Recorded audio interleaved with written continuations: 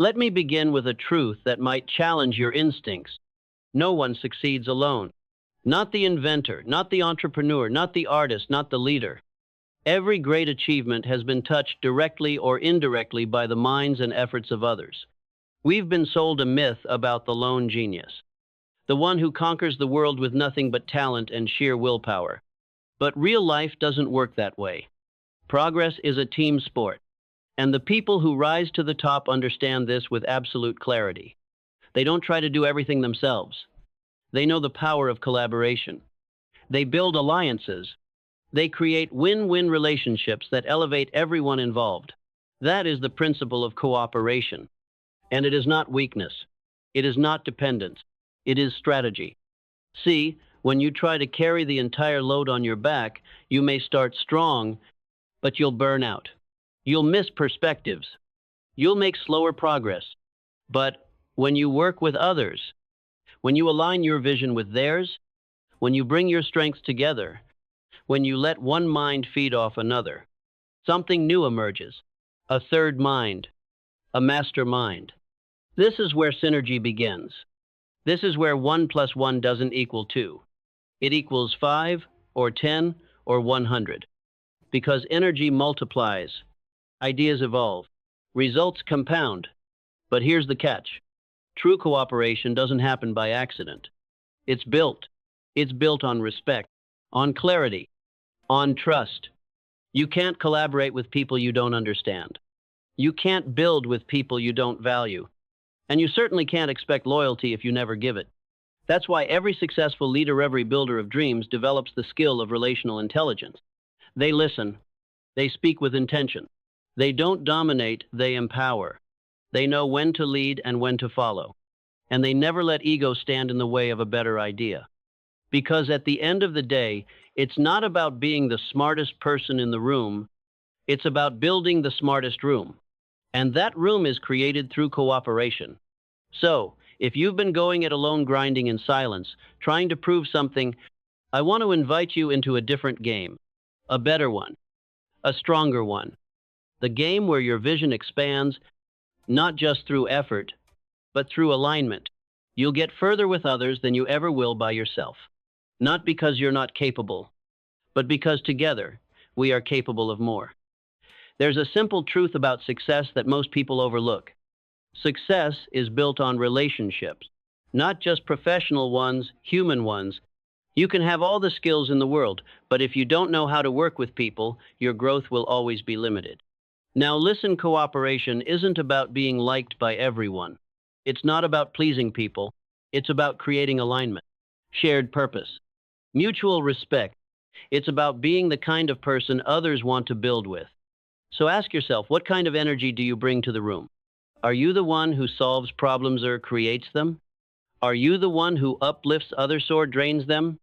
Do people leave conversations with you feeling clearer, stronger, more motivated? Because the most valuable currency in the world is not money. It's trust. And trust is built through consistent cooperation. Let me break it down for you. People trust those who show up, who follow through, who communicate clearly, who don't gossip, don't backstab, don't manipulate. People trust those who can disagree without disrespect. That's not fluff. That's foundational. Because without trust, there is no team. Without trust, there is no growth. Without trust, your success will always rest on shaky ground. So if you want better results, don't just upgrade your tools, upgrade your character. Be the kind of leader who lifts others without needing to stand above them. Be the kind of collaborator who cares as much about the people as the project. And watch what happens. Doors will open that you didn't even knock on. People will recommend you in rooms you've never entered. Opportunities will multiply not because you pushed harder, but because you aligned better. That's what cooperation does. It turns effort into momentum. It turns potential into partnership. It turns you into someone who not only achieves, but someone who others want to see succeed. And that, my friend, is a rare kind of power. Let's go deeper now, because cooperation is more than just teamwork. It's a mindset, a philosophy, a way of approaching life that says, I rise higher when I help others rise too. See, the small mind competes. The great mind collaborates. The small mind says, there's not enough for everyone, so I must take what I can. The great mind says, if we build together, we can create more than enough. That's the shift from scarcity to abundance, from competition to co-creation. Now, this doesn't mean you say yes to everything. It doesn't mean you lower your standards or let others take advantage of you. Healthy cooperation has boundaries, but it also has generosity. It says, I'll give my best and expect the best in return. And when that balance is struck, magic happens. You find yourself surrounded by people who elevate your standards. People who push you to think bigger, move faster, dream bolder. That kind of synergy is priceless. But here's the key, you must go first. You must be the one who initiates the spirit of cooperation, who shows up with respect, who communicates openly, who invites dialogue instead of demanding control. And yes, sometimes you'll be let down. Not everyone will match your energy. Some will take without giving. Some will resist alignment. That's okay. Cooperation doesn't mean tolerating what drains you. It means choosing who you build with wisely, intentionally. It means surrounding yourself with those who share your values, respect your vision, and bring their full selves to the mission. And when that happens, you unlock something rare, a team, a circle, a mastermind that moves with unified power. You become more resilient, more strategic, more impactful, because now you're not just one person pushing a dream uphill. You're part of something larger, something driven by shared purpose, sustained by mutual support, and built to last. That's the force of true cooperation, not addition, multiplication. Let's talk about one of the most overlooked truths in the world of success. No single person builds an empire alone. Every towering business, every legacy, every movement that shaped history was built on the foundation of cooperation. Behind every visionary, there was someone who believed in them. Behind every invention, there was a team that refined, built, delivered. Behind every moment of greatness, there was connection. It's not just about having people around you, it's about building something with them. And that takes intention. So ask yourself, do you cultivate connection? Do you actively seek to understand others? Do you value the human being behind the skill, the partner behind the title? You see, people don't give their best to someone who merely uses them. They give their best to someone who sees them, who listens, who acknowledges, who creates space for shared ownership. That's how trust deepens. That's how loyalty forms. That's how collaboration becomes unstoppable. Because once people feel truly invested, not just in the work, but in the relationship, they go further. They think harder. They care more. That's when a team becomes a force. But here's what separates great collaborators from the average. They don't just expect cooperation, they model it. They don't demand alignment, they create it. They don't lead with ego. They lead with example. They bring clarity to the mission. They clarify roles. They communicate open live even when it's uncomfortable. They take responsibility for friction and solve it early. They invite feedback, not just praise. They know that every strong alliance requires maintenance. Because just like a machine, cooperation runs best when it's oiled with honesty, tuned with empathy, and driven by shared goals. So if you want to rise, rise with people, but rise right. Show up fully, listen deeply, contribute generously, and protect the integrity of every relationship you build. That's not just business. That's leadership. That's legacy. And it's yours to claim through the power of cooperation. Now let's get something straight. Cooperation is not submission. It's not about being passive. It's not about avoiding conflict. It's not about agreeing with everyone just to keep the peace. True cooperation is a discipline. It's the art of blending multiple minds, values, and goals without losing the clarity of your own. It takes strength. It takes emotional maturity. And above all, it takes intentional communication. See, most breakdowns in cooperation don't come from disagreement. They come from misunderstanding. People assume. They guess at motives.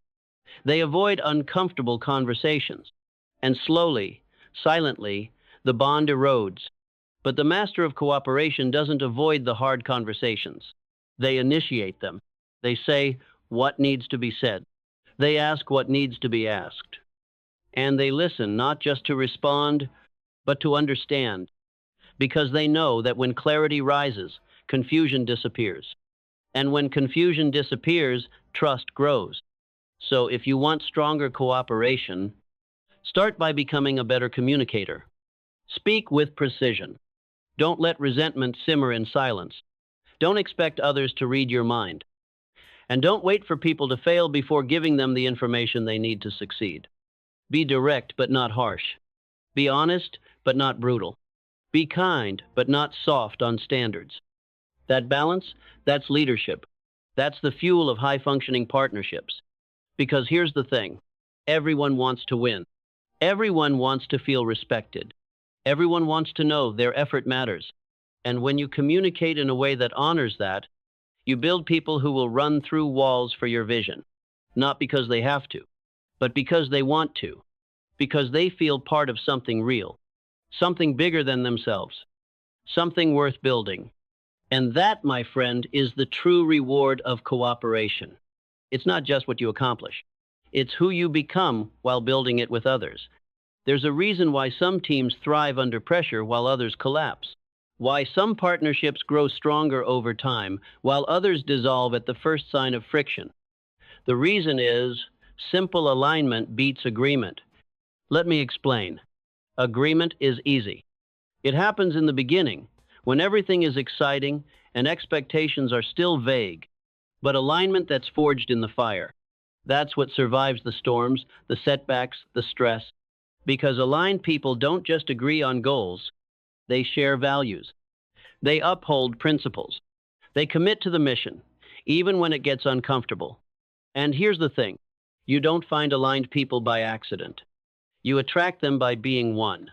You live your values. You keep your word. You don't cut corners or shift blame. You operate with consistency, and that consistency draws others who do the same. You want better collaborators? Raise your standard. You want tighter partnerships? Be radically accountable. You want loyalty? Earn it day in, day out, through integrity and action. Because real cooperation is not a handshake. It's not a signed contract. It's the result of how you show up, when no one's watching, when the pressure's high, when the easy route looks tempting.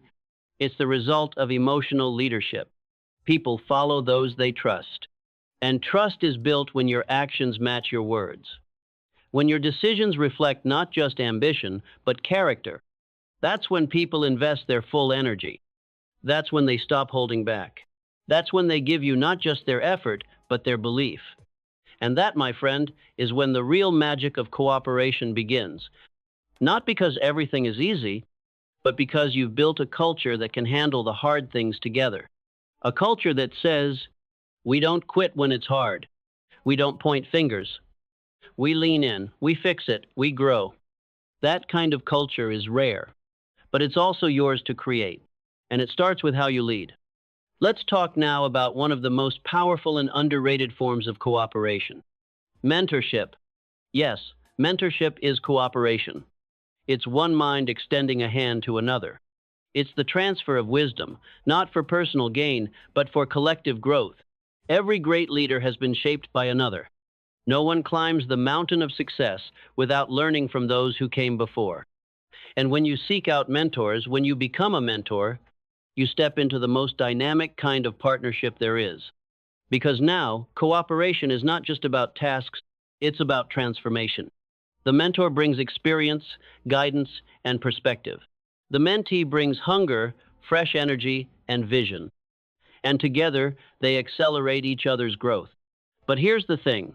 A mentor isn't someone who gives you all the answers. They ask you better questions. They hold up a mirror. They challenge you to become more than you thought possible. And if you're in a position to mentor someone else, don't underestimate that impact. One encouraging word. One tough truth delivered with love. One moment of belief can shape someone's entire path. That's the cooperative spirit in its highest form. the passing of the torch, the lighting of another candle without losing your own flame. But it doesn't stop there. Great mentors know how to cooperate with peers too. They build circles of accountability. They form mastermind alliances. They don't isolate, they exchange ideas, strategies, feedback. That's where momentum comes from. When you're surrounded by people who don't just push you to do more, but to be better, you can't help but evolve. So I challenge you, don't just build a team. Build a tribe. A network of people who stand for the same values, who challenge you in the right ways, who call you up, not out. Because the truth is, the quality of your life and the speed of your success will always be influenced by the quality of your relationships. Choose them wisely. Invest in them fully. And treat cooperation not as an obligation, but as the strategy of champions. Let's get real. If you're climbing toward success, sooner or later you're going to face friction. Not everyone will see what you see. Not everyone will want what you want. Not everyone will move at your pace. And that's okay. Because cooperation doesn't mean sameness. It means alignment within difference. It means understanding that diversity of thought is not a threat. It's a gift. That tension is not always a problem. Sometimes it's a spark. Great leaders don't silence disagreement. They leverage it. They create environments where people feel safe to challenge ideas, to offer alternatives, to speak up without fear of being shut down. Why? Because a team that's afraid to speak is a team that fails to grow. And real, sustainable growth requires conflict, not destructive conflict, not ego-driven drama, but constructive tension that sharpens ideas and strengthens resolve. Cooperation doesn't mean harmony at all costs. It means the willingness to move through disharmony together without losing the mission or the mutual respect. You know what that takes? Emotional maturity, the ability to disagree without division, to correct without condemnation, to compromise without surrendering your core values. It takes a leader who can say, "I hear you," even when the other voice is hard to hear. It takes a teammate who can say, "I was wrong," without shame or blame. It takes people who care more about the outcome than about being right. That kind of cooperation is rare. But when you see it, when you build it, you realize why it's the true X factor of every high-performing group. It's what turns tension into trust, what transforms disagreement into discovery, what allows a team to be both tough and tender, brilliant and bold, competitive and compassionate. So the next time friction shows up, don't run. Lean in. Ask, what are we really trying to build? Ask, how can this challenge sharpen us? Ask, what's the win that includes everyone? Because when you lead with that level of clarity and courage, cooperation stops being a technique and becomes your superpower. Let me tell you something I've seen time and time again. The most powerful individuals are not always the loudest, smartest, or richest.